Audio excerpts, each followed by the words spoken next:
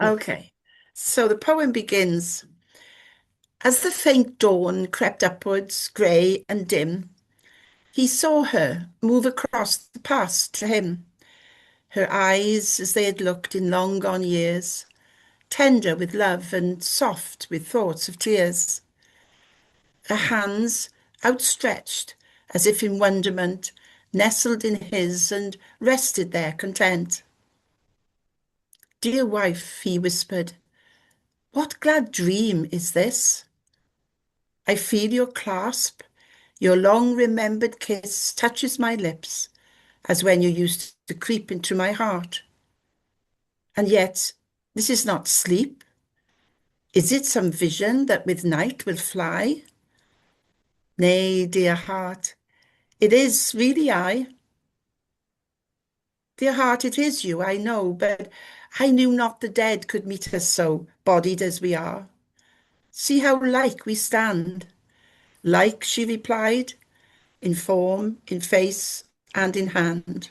Silent a while, he held her to his breast, as if afraid to try the further test. Then, speaking quickly, must you go away? Husband, she murmured, neither night nor day. Close to her then he drew his head. Trembling, I don't understand, he said. I thought the spirit world was far apart. Nay, she replied, it's not now, dear heart. Quick, hold fast my hand, lean on me so. Cling to me, dear, 'tis but a step to go. And as the white-faced watchers rose from beside the bed, shut out the day, they sighed. Our friend is dead. And that's it. Isn't it lovely? Beautiful. It really is. I'll send you that if you like. Yes, please, please do. Moving Oh, yes. brings back lots of memories. Mm. But There you're you still go. here. One of So the I things understand you're an unwilling participant in some of Nick's activities. that actually, I think that's just something Nick says. Most of the time, I'm reasonably willing, Yeah. but it's very much a case, Margaret. If I think something is complete codswallop, then I will just say so. Sorry, Paul. Maybe that's not the language you want somebody to No, use. that's totally fine. That is. I think he's used to that. From the point of view, if I, I'm very much, where's the rational explanation for all of this?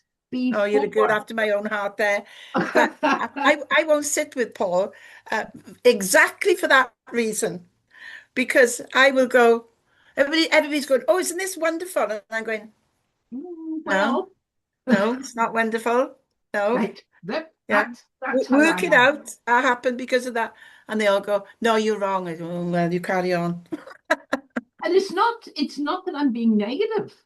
No. Uh, it's just what's realistic, what's rational, and sometimes people get carried away. Yeah. Well, The, all I the can whole, say, all I can say is there's a reason why Northern Ireland is not experiencing so much trouble, because 30 odd years ago I took Sarah out of it No, to live here, yeah. But she causes a lot of trouble in Inverkip, or at least in this no, residence. I don't. I just speak my mind. Oh. it's all right. A lot of people said Paul was a nice guy once.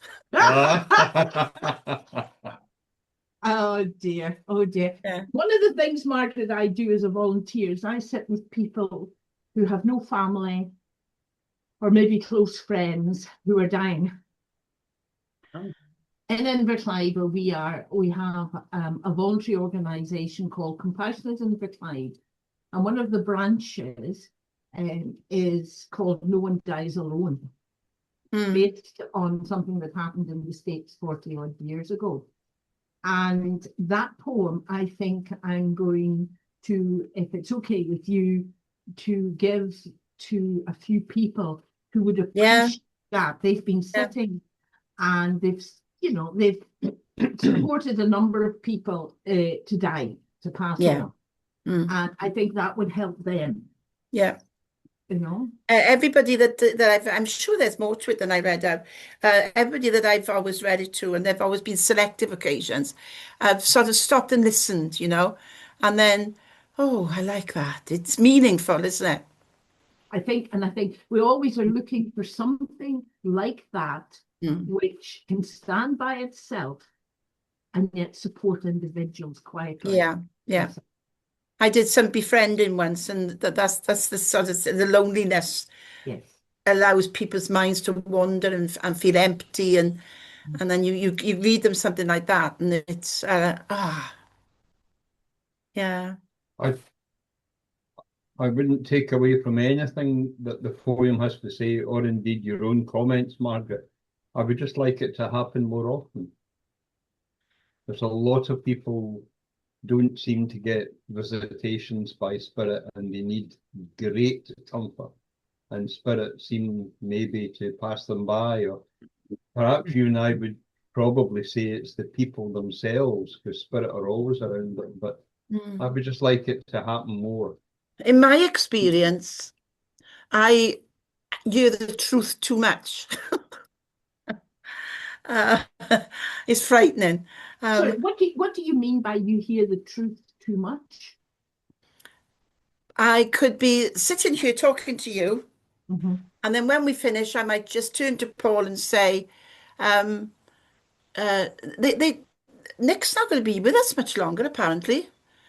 And then the next day, I'll hear Nick passed, or So I've got till um, tomorrow.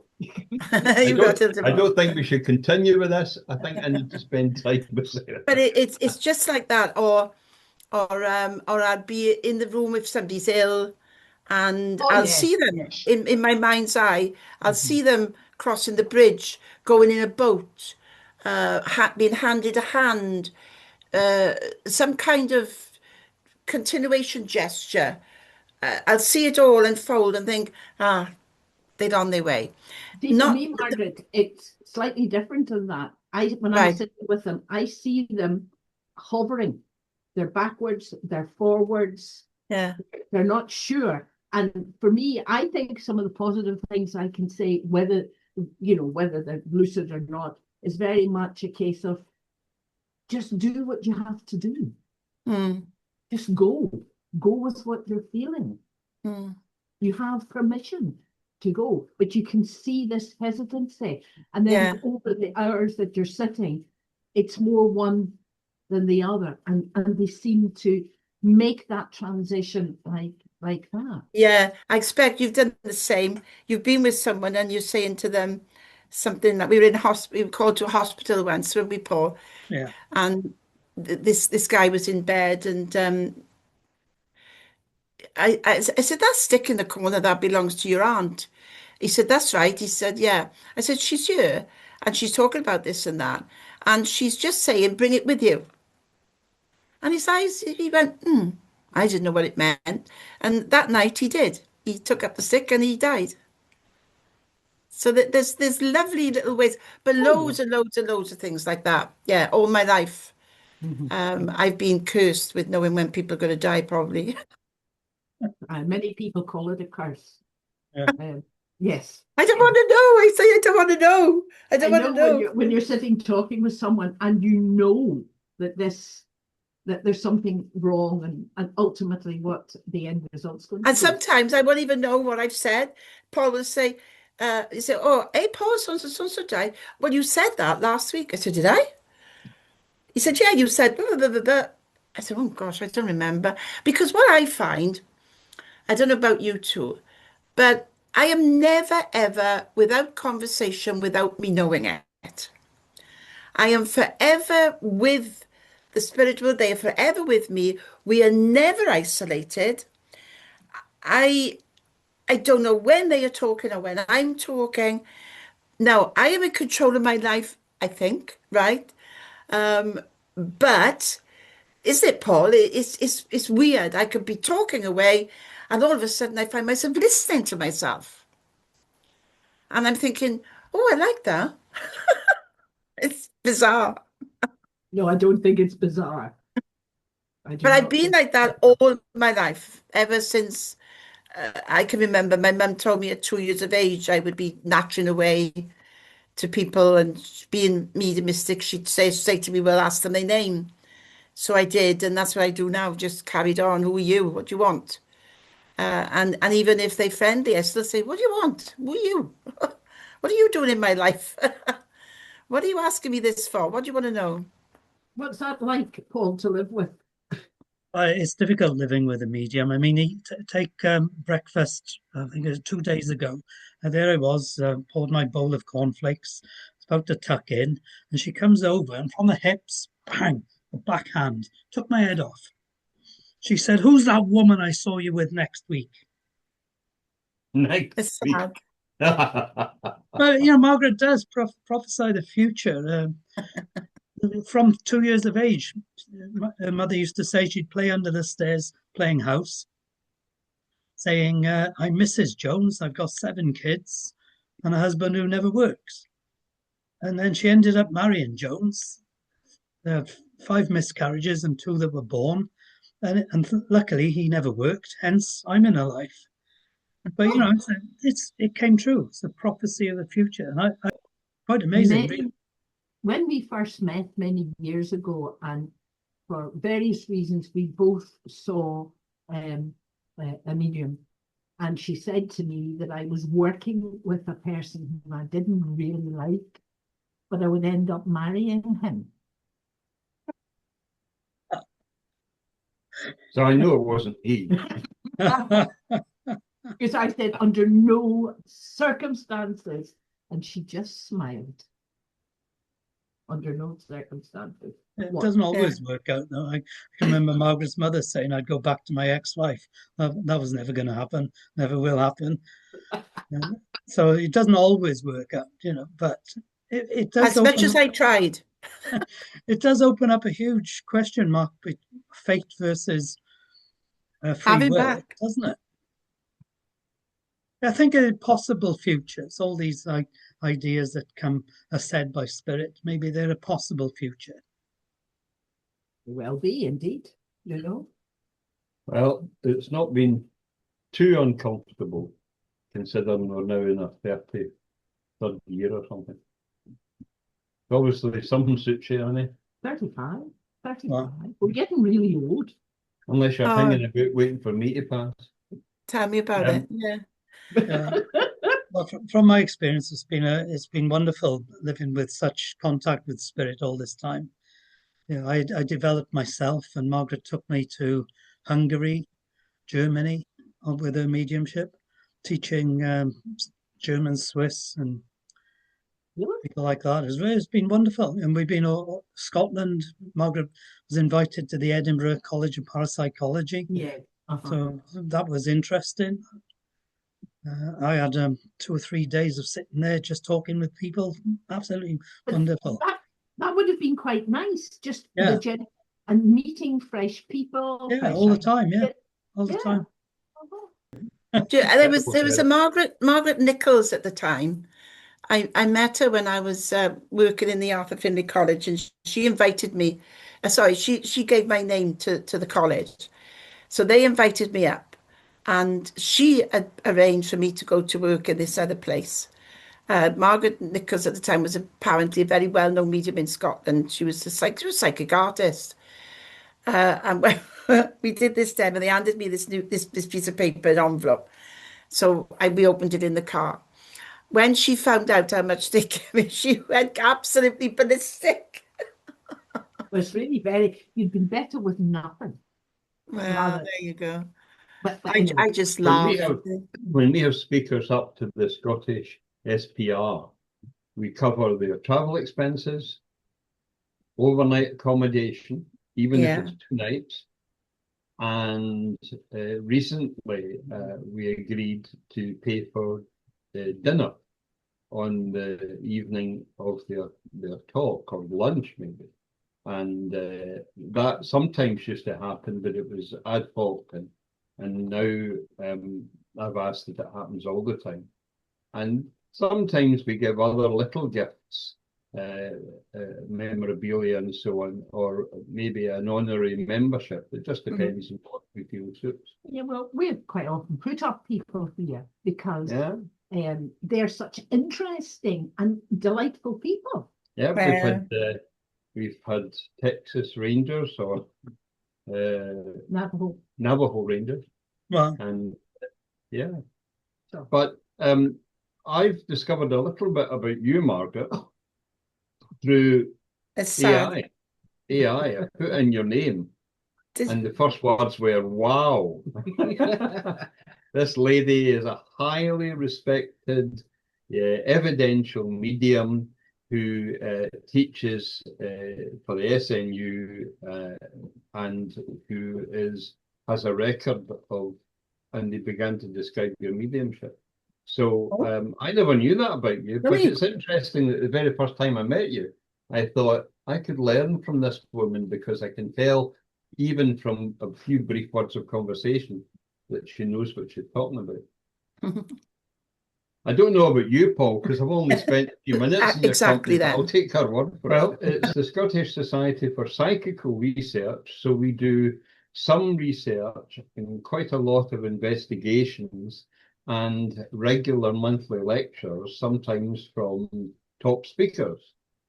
So a lot of the names that you and I would both recognize in science and psychology and parapsychology and even spiritual metaphysical topics, they would come up to Glasgow and speak to us.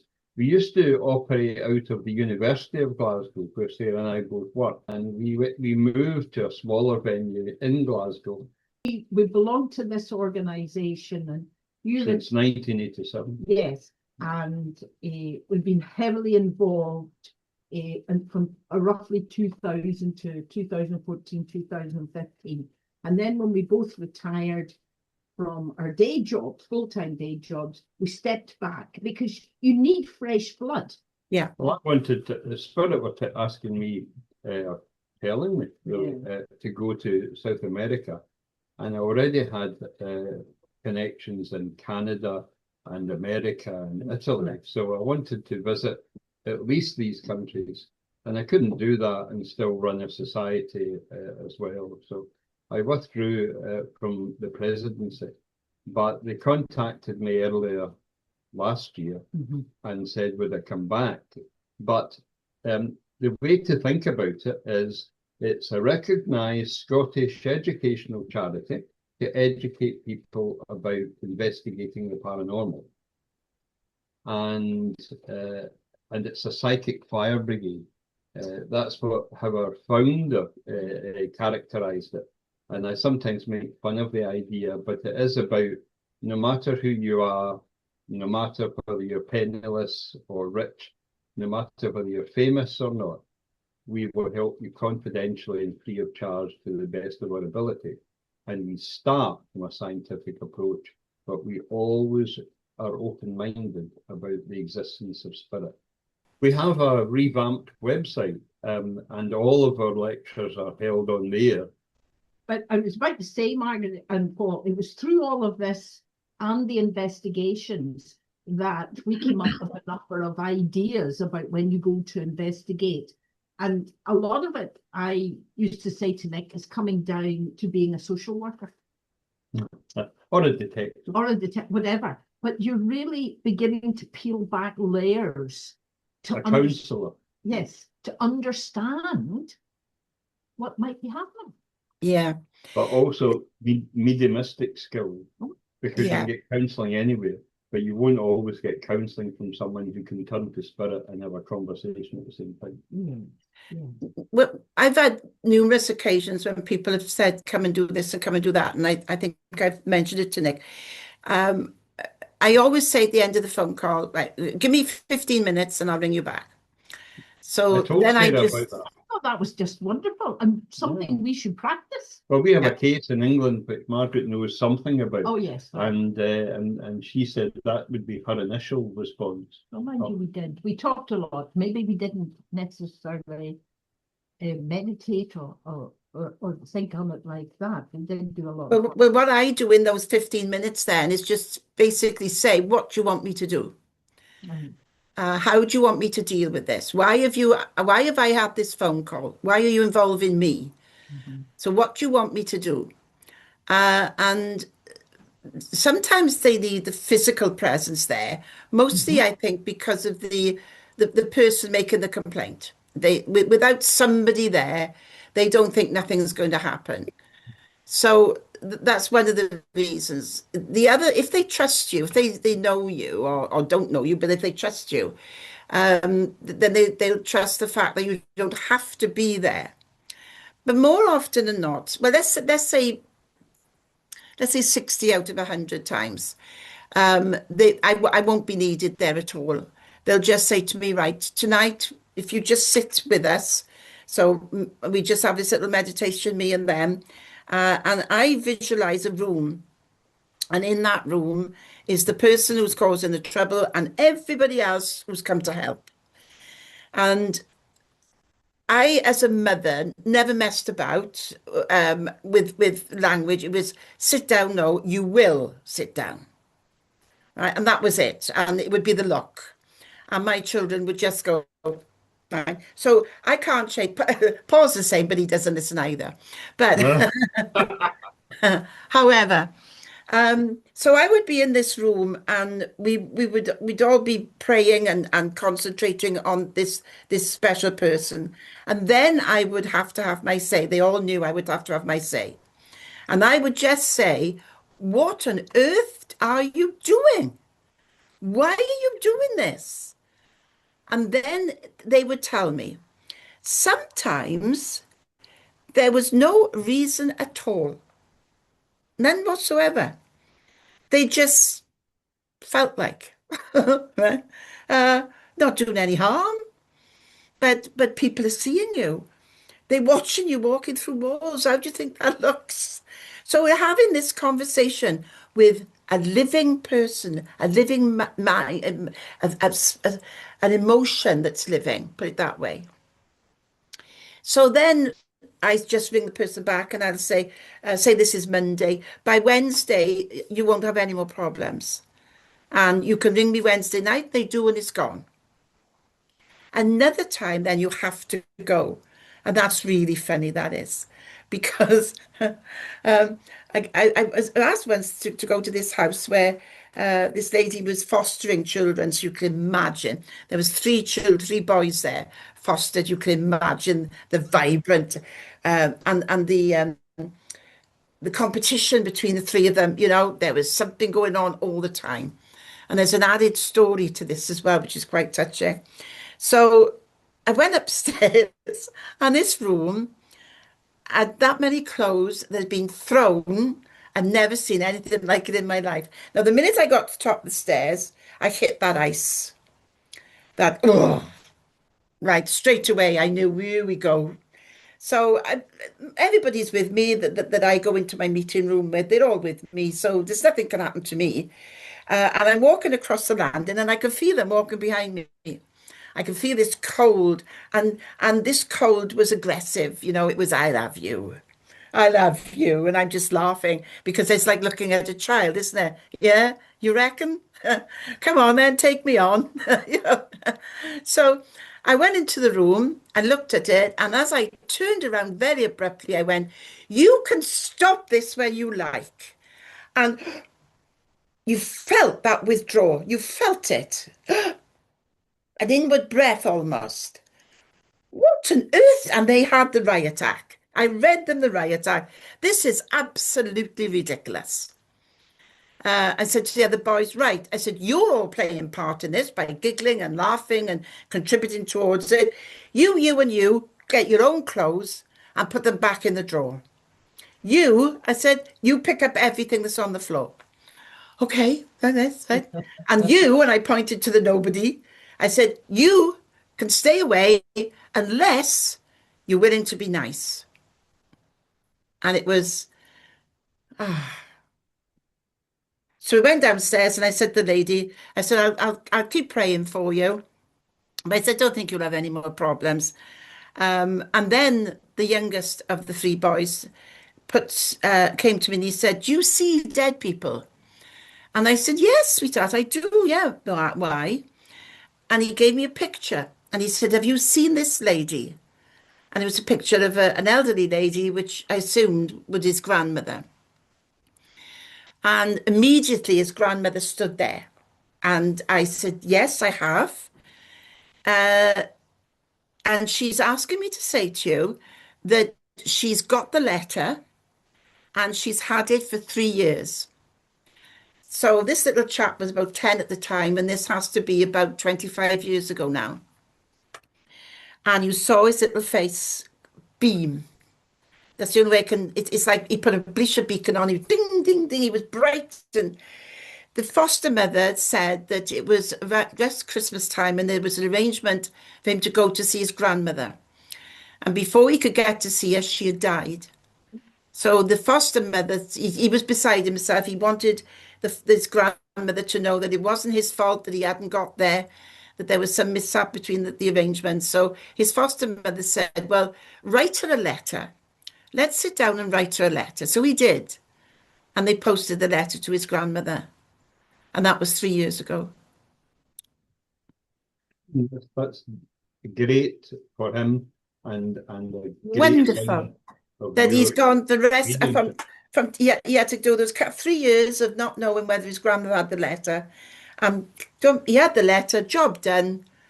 The boy upstairs had a right telling off, and he knew that his grandmother loved him and everything's fine. What a day's work. And that's what I call spiritualism. Yes, yes, would agree with you fully. And I don't want to delay whatever Paul's got in terms of questions, but just one curious case that we've been involved in, and it's still in theory ongoing. The curiosity of the case is woman claims that spirit are stealing from her.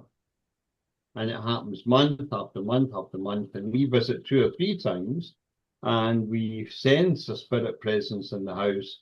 And on one occasion, I sensed it was her mother, whom I named, and the mother was there out of concern for the other stuff that was going on. But the curiosity was that sometimes items were returned. Yeah. She might have a pair of trousers stolen, or a blouse or something, and we would ask for its return, and it would be returned. Yeah. But the curious thing was, it wasn't the same garment. They get mixed up, don't they? So they might say, for example, take away a pair of black slacks with an elasticated band, and they would return a pair of black slacks that had a belt. Yeah. Or the blouse was a similar colour but a slightly different design. I've never heard of that one. I had a friend who lived in Banbury, our Banbury way, and he was a physical phenomena medium, and he had been a circle. And before the medium went into trance, she said, "Can I come back with some cash?" And they did, and they gave her some Chinese cash. But I remember once, what was that one now?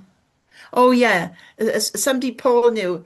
Apparently they were nicking their CDs and fishing rods and things when they Paul.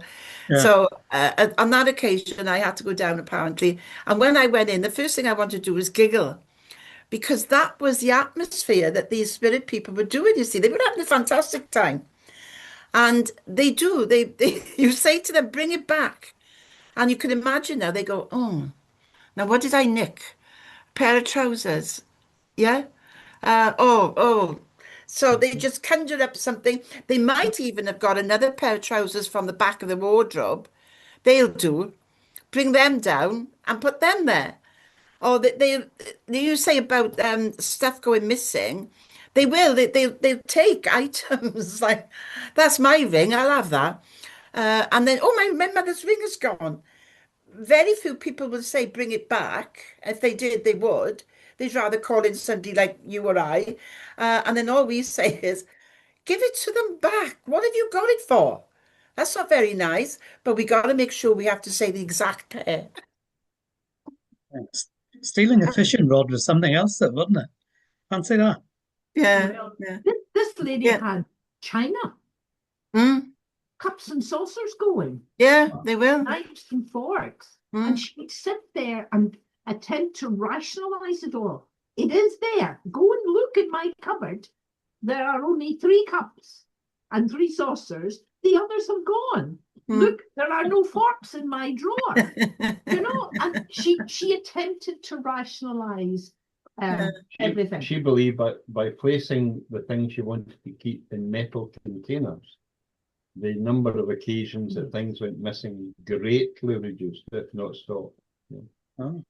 We provided her with lots of what you and I would call, Margaret, cake tins, biscuit tins. Yeah. So we gave her a lot, and she was quite content putting things in there that were valuable. Because the SSPR runs courses on how to do ghost busting, don't they? It's me that runs them. Yeah. It's you, Nick. How'd you get on a course then? You have to be a member, but that's Right. of course just a membership fee. It's £20 a year. 25. You simply you can do them online. You simply register your interest and turn up if it's online rather than face to face. And we go through a course which is in its 3rd revision, and it's a science-based, rational approach to what's alleged to be paranormal phenomena. And if you get past the normal explanations, it may well turn out to be paranormal phenomena. But the majority of cases can be explained as sad, lonely, and unhappy people who are doing it to themselves, consciously or unconsciously. Yeah. Interesting. And the number of paranormal cases where things are floating in the air when you walk in, or people are levitating, or anything like spectacular like that, these are very rare, but they do exist. I've been in houses where spirit have been standing waiting to talk to me, and they've been laughing. So she's brought you in, has she? What makes you think you're going to get rid of me? I said, because unlike her, I can see you, I can hear you, and I'm not frightened of you. But welcome, friend, because you're here for a reason and I want to help you. And it almost always works. 19 times out of 20. Just that conversation with spirit is enough to calm things down. But I've also been in situations, and Sarah was at one with me recently, where I came in and a girl was being attacked by a negative, horrific entity, she claimed. And within minutes, I had concluded this was inappropriate parenting. Wow. Yeah. And it was the girl was manifesting this experience because she was so unhappy. She wasn't going to school, she wasn't eating properly, she was awake all night and sleeping all day and hanging about with undesirables and being picked up in Glasgow, which is about 45 minutes drive away, after midnight by the police because she was drunk and incapable. And I turned to the mother and I said, and you're looking for a paranormal explanation. So I gave it to her in writing and she's never spoken to me since. No. I was asked once to visit a girl's house whose daughter, about 10 years of age, had been slapped. And not by the mother. And I went along and there was this little old lady sitting in the chair, spirit lady sitting in the chair, where the telephone was then. You know, we had them on the shelf, no mobiles then. And what had happened was this young child had run across very quickly to answer the telephone, flown in front of this lady, frightened her, I was going to say to death, frightened her, right? And the lady just lashed out and hit her. And she physically felt that slap. So when I went along, and she said, we can't go in that back bedroom. She said, it's so cold. So I thought, oh, right, well, that's the place I'm going to start then. Yeah, but apparently that's what she said. She said she frightened me and she was so apologetic. They said they didn't mind her being around, but, you know, to sort of not do that again. And it was such an accident by both parties. But that was lovely to witness, to be an apologetic spirit. And I remember, although this isn't in the same category, I remember going to a house where spirit were exploding light bulbs, and they had got an electrician to say there was nothing wrong with the wiring. And I went in, and I didn't get as far as the living room before I was greeted by a little boy with a yo-yo that he could fire up in the air. And I asked the mother to leave us with her son, and I said to the little boy, if you tell me that it was you and it was your yo-yo, I'll protect you from mommy.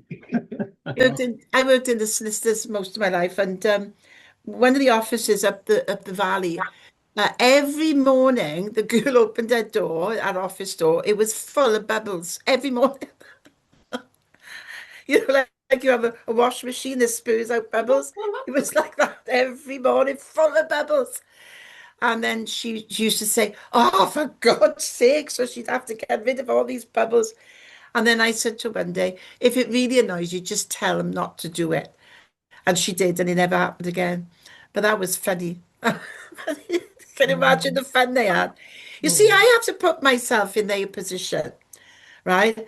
I thought that was hysterical. And I'm thinking, when I get there, if I have that opportunity, I'm going to do that.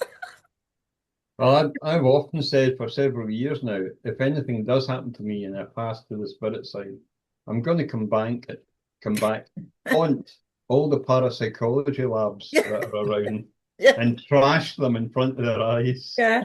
just so I that they know.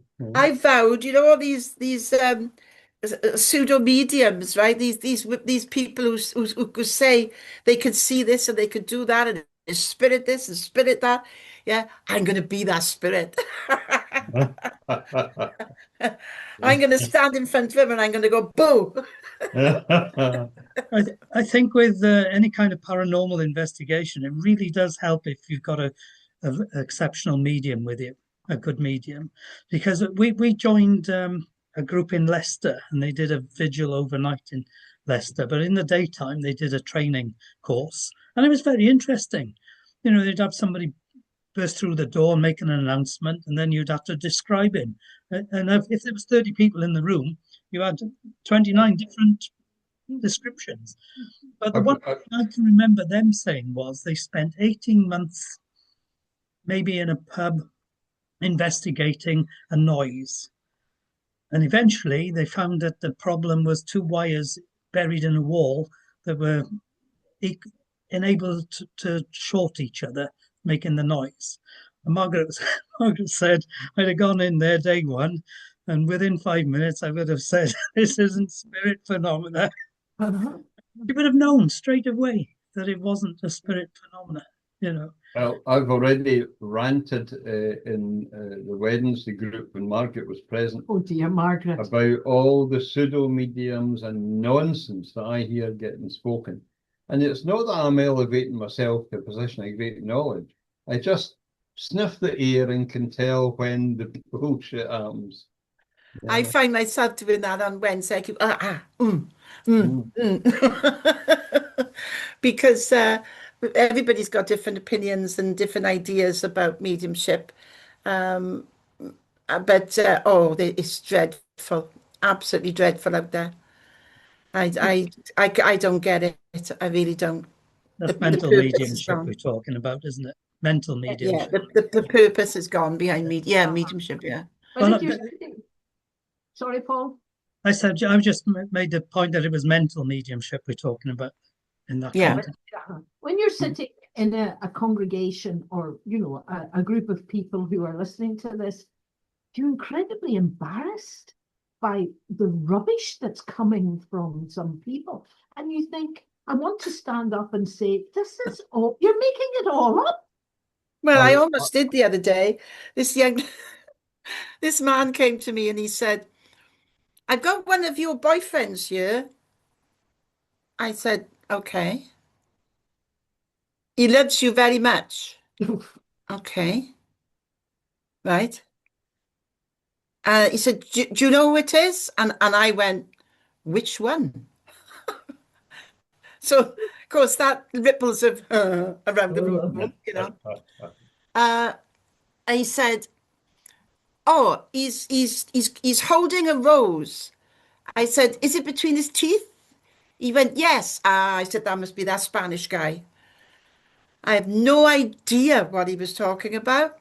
Well, the whole room was in fits of laughter. I said, that must be that guy, that Spanish guy, a holiday romance, I expect. I can't, and he believed me. That's naughty of you, Margaret. No, it's not.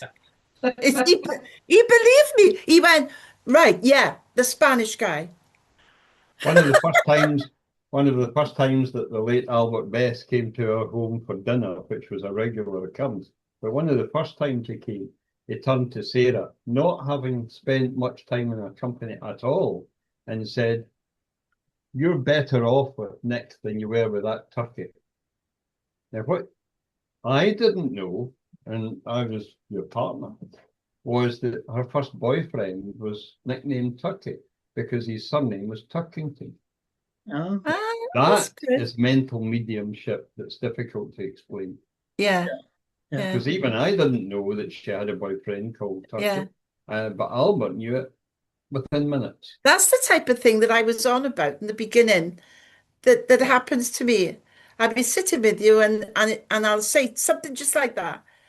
Um, like the other day, have you joined that club yet?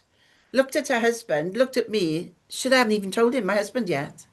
Hmm? She said, I've got to text you, she said, inviting me to a club to speak on something. She haven't told anybody yet. I went, oh, right. But this is what I mean when they're talking to me all the time about things. Well, I'm interested in your approach and what you can teach others because I understand from that AI summary that you're interested in teaching the mechanics of mediumship. But my frustration is having met people who can do spectacular mediumship, physical as well as mental, and we know a small number. The majority of mediumship falls short of that standard, but it's the lack of reliability for me. So I can't do what you might be able to do, is I can't sit in a circle and say, if you do this, if you do that, this will happen. Because it's as variable as the Scottish weather, 4 seasons in one day, and you never know what you're gonna get. And I sat for 10, this will maybe come up later on, Paul. I sat with Sarah for 10 years and didn't get any more than what I would call ordinary spiritual seance phenomena. The odd flash of light, the change of temperature, the sense of being touched, a bit of accurate clairvoyance, that kind of thing. Other people might be impressed, but for us, that's just typical. But then we've been at seances where the bloody furniture vanished through the ceiling and didn't damage it. And the spirit manifested in the form of a child and an adult and a man and shook hands and hugged and had direct voice conversations. And you think, why doesn't that happen more often? It's only happened to us maybe just over half a dozen times in our lifetime. And I put in the effort, as so has Sarah, unsuccessfully. But maybe can I just add here that for those 10 years, there was a huge element of skepticism. So going into a seance room, somebody had expectations that were way too high and wasn't able to accept what he was given for its own value.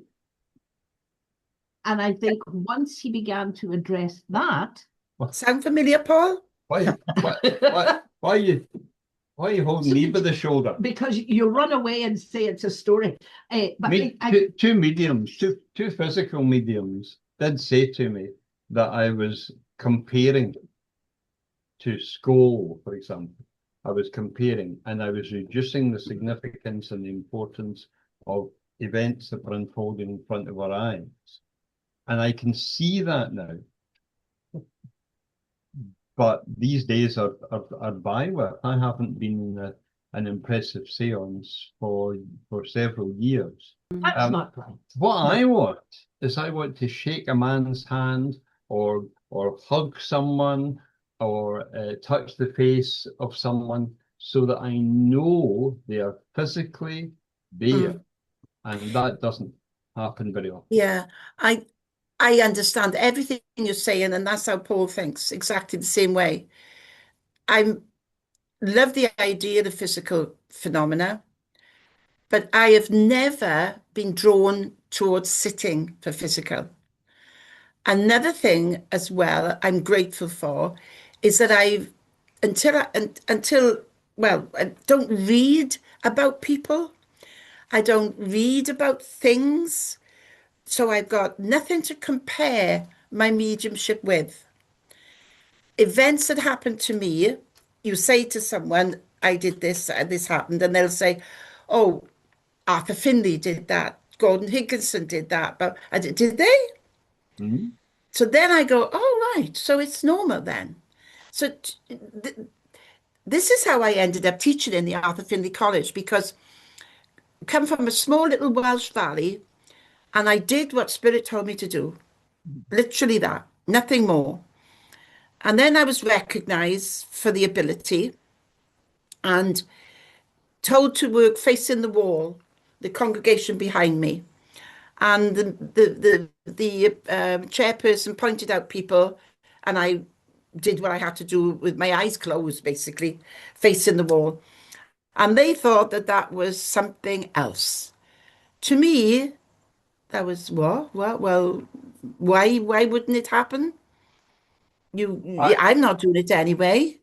You know, I, the I, spirit world, they do everything for me. So I don't need to see it physically, because I know without 1 billion%, without anybody telling me, without comparing it with anyone, what happens to me alone. That's my journey. I'm still trying to understand it, why, but it's my journey. It's quite exciting. It's very rewarding, very demanding. well, the SSPR, a number of years ago now, maybe 15 years ago, did a series of experiments similar in idea to what you've just said. 25 years ago. Okay. And they put the medium in one room and they put the audience in a different room in Yeah. randomly allocated seat numbers. And they would say to the medium in the separate room, give a message to the sitter in Yeah. seat 19. Yeah. Now, that in No itself is a problem. little bit of a challenge, because there was 30 people in the audience, but there were 60 seats. So you might be giving a message to an empty seat in theory, right? Never happened. And the medium spoke into a microphone and the speaker was with the audience. So the medium couldn't get visual or auditory Yeah. feedback to help the next bit of the message. And the Professor Archie Roy, our founder, did a statistical analysis after several experiments like that, and concluded that the odds that this happened against chance were millions to one. And it's now called the Robertson-Roy Protocol, and it's available in parapsychology, how would you put it, journals or reports.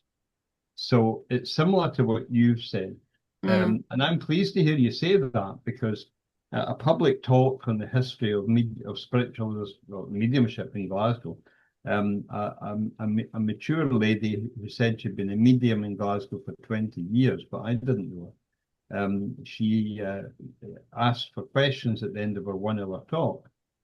And I said to her, do you accept that the main criticism of mediums that work on platforms is that they cold read their audience as they're giving a message, they cold read? And she says, I don't accept the criticism. She said, but I recognize what you're saying. That is very common, to be criticized like that. I said, so why don't you turn your back to the audience? Why don't you put blindfold on yourself and have somebody else confirm that it's fitted properly? Or why don't you wear headphones that give white noise so you can't hear the information from the voice? Or better still, use a proxy sitter who will look at the sitter, use code, and give you in their voice a yes, no, or I don't know. And the woman looked at me and said, nobody's ever asked me that. and I almost burst out laughing. I made them with 20 years, and you've never thought, how know. can I counter a common criticism? Uh, So there's you've a done it. woman in, sorry, there's a woman in Bridgend. She attends Bridgend Church as the organist. She's blind from birth, and she developed mediumship and works on a platform. Totally blind. We I have, can't see anything wrong in not being. I've done a reading for somebody in India, and I've been in my house and they've been in theirs. hmm, There's no distance to spirit energy, none whatsoever. There's no boundaries to that energy. And if you're using your spirit to link with your incarnate spirit to link with the discarnate spirit, you don't need your physical eyes. You don't need your physical ears. It's boom. It's They're just doing it a all over the world on Zoom instantaneously, aren't they? yeah. When I Not started a teaching on job, is it? SNUI and Zoom, there was no pictures, just voices. And this one day, Spirit said to me, "We admire a view." And I said, "Oh, Nick, they're talking about the view that you've got through your window. Apparently, it's very nice." "Oh, it is." She said, "It's very famous. Do you want to know what it is?" And I said, "No, no, as long as you know." But the spirit person is admiring that view. And it was the White House. My good. But I mean, I didn't see her. She was just it was just a black screen. Mhm. There's no need to have that visual contact with your recipient. That one. When you say about living with a medium, we were in Glastonbury Abbey one time, American tourists, and that was the funny one I can remember. Um, without any, it's just chatting with people. Margaret starts telling them where they live and what they can, what they got around their house, etc., And etc. we were talking about the trees and how Yeah, beautiful they were. And I said, "You've got lovely trees around your house." Because all of a sudden I just saw this beautiful house, this wooden house. And they said, "Yeah." And they go, so. I said, "You've got a rather big one to the left of it, though, haven't you?" "We have, yeah." And yeah, well, bye. well, they didn't ask, "How do you yeah, know that kind of thing? Where are you getting that information from?" They didn't No. ask. of course, remote Americans have a word for it, and it's remote viewing. Yeah, But it's the same as what we would call clairvoyance or second sight. yeah. And they always like to rebrand things so they can Yeah. sell them better, I think. Madeleine McCann, Mm. I was asked, not by the family, but I was asked to take part in an experiment where we would identify what happened to her. And I did that. But what would your response be to a request like that? Maybe you've already had one. Yes, to the last part I have. The first part with Madeleine McCann, I saw her in a drain pipe, killed, dead. That was the first thing when it all began. Um, what would my response be when I've been asked?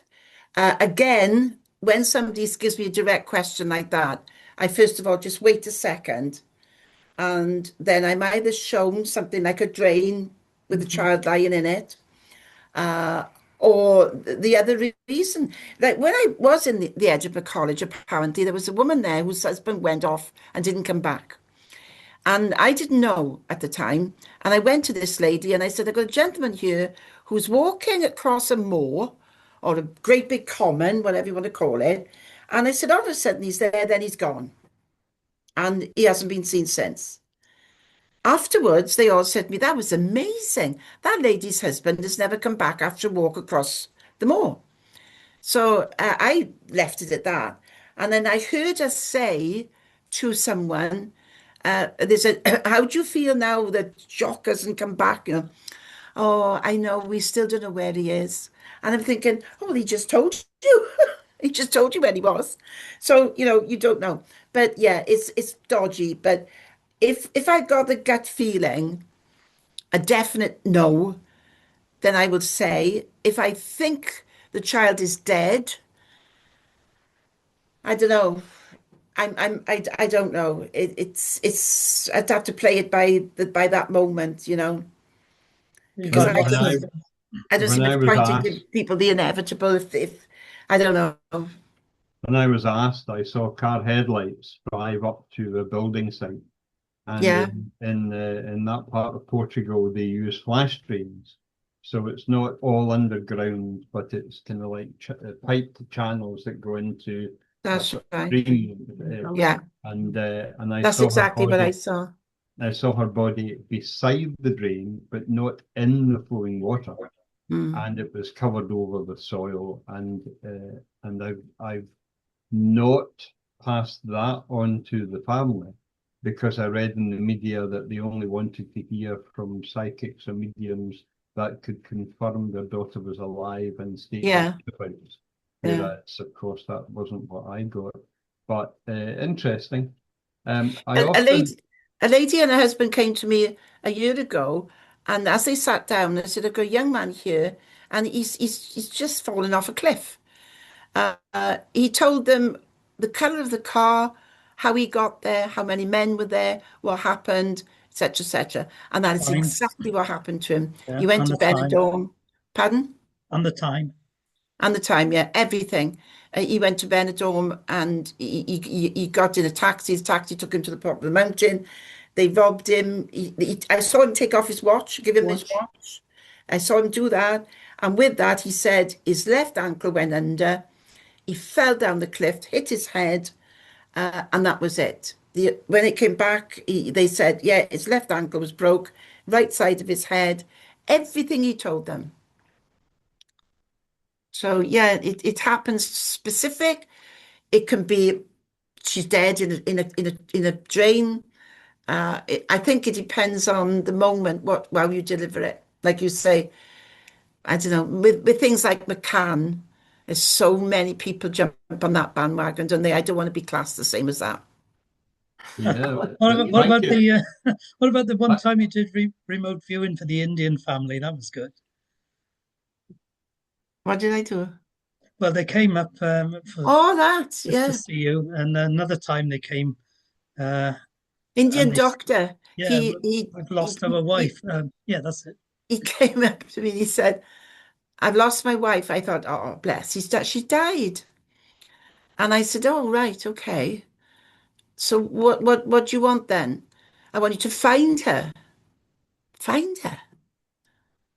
What do you mean, find her? Well, she's gone. She's taken my car. Oh, I said, she's left you. Yeah. So I'm thinking, oh, for God's sake. What do you think this is? I'm a private investigator now, am I? So with that then, I got a piece of paper and I drew this house with three steps coming down, like children do in small lines, very sort of house with a roof. And I said, you go down, there's a cafe on the corner, go in there, show them the picture. They'll identify that they know her. You'll go up to the house, which has got three steps. You won't have an answer. Go back in 3 days. She's there and she's with a family member. So he rang me then a week later to say that he was in India. I went, what? I sent this guy halfway across the world with a drawing that a child could have done better. It's one of those ones you pin on the fridge, you know. Oh my gosh. And it unfolded. He went to this place. There was a cafe there, showed the picture, went back 3 days, and there she was with her cousin.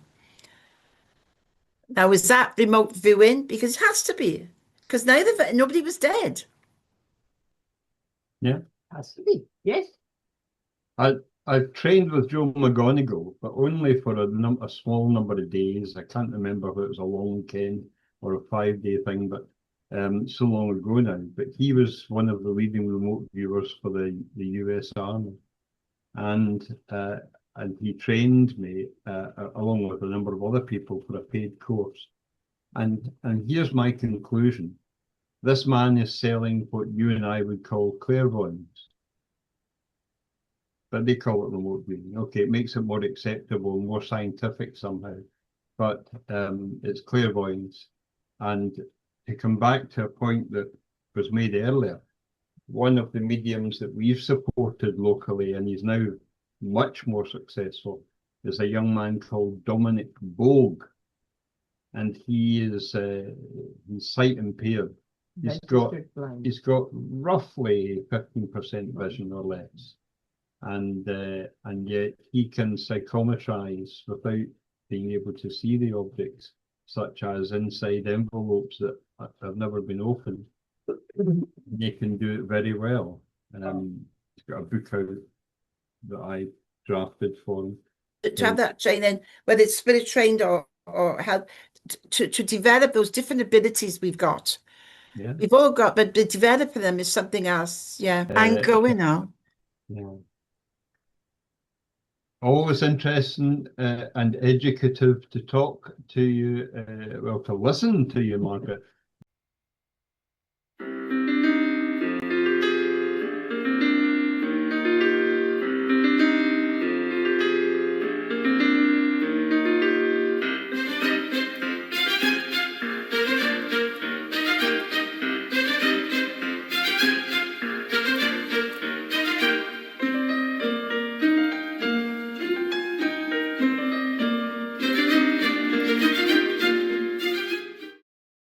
Most interesting thing about me, the ghosts I have met. I met Charles II on one occasion when I was dressed as Nell Gwynn at a country house party. On this particular occasion, I had this wonderful Nell Gwynn dress on, this enormous hat covered in feathers and the basket of oranges under my arm, the whole lot, you know. And we'd had dinner, and many of the guests were arriving, and then they played the hide-and-seek game. And wandering around, I went into my host's library, which I knew. I thought, that'll be quiet, most people won't be there. And there were some curtains covering what I thought would be an alcove. So I went behind these curtains and thought, they won't find me here with no lights on. And I leant against the panelled wall.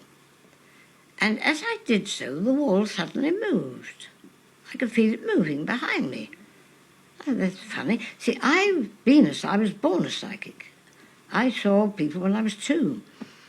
And I thought, this is curious, so I turned round slowly, and this panel went straight back, and a blue light shone out, and there was a little room, an inner room behind the panel. I thought, how marvellous, what a place to hide in. That's where I'll go. I never knew it. My host hadn't told me, or no one hadn't thought of asking, I suppose. So I went in, and standing there was a marvellous cavalier. I said, how wonderful, why didn't I see you? You weren't at dinner. He shook his head and went, I said, how did you get in here? I said, shh. And he pointed to the other side of the room. I said, what, is there another panel there? And he nodded. I thought, well, that's good. I said, well, now, you must come and partner me in the march, because you're perfect, you look so wonderful. He smiled, and I noticed on his gauntlets there was the royal cipher. I said, you're dressed as Charles II, aren't you? He nodded and kept on saying, shh. I said, I won't hear it, it's all right, we're very quiet. And then I heard the gong go, which meant it was finished. Midnight, I wasn't discovered, and I went downstairs, and I said to my host, I found my cavalier, and what a cavalier, he's simply wonderful. And I looked round the room, he wasn't there. Couldn't say, they all thought I was mad, and they knew I didn't drink, so it couldn't be that. And so nobody believed me, nobody turned up. I'd won the Jerry Bohm because I wasn't discovered. Not that that mattered very much, but I had.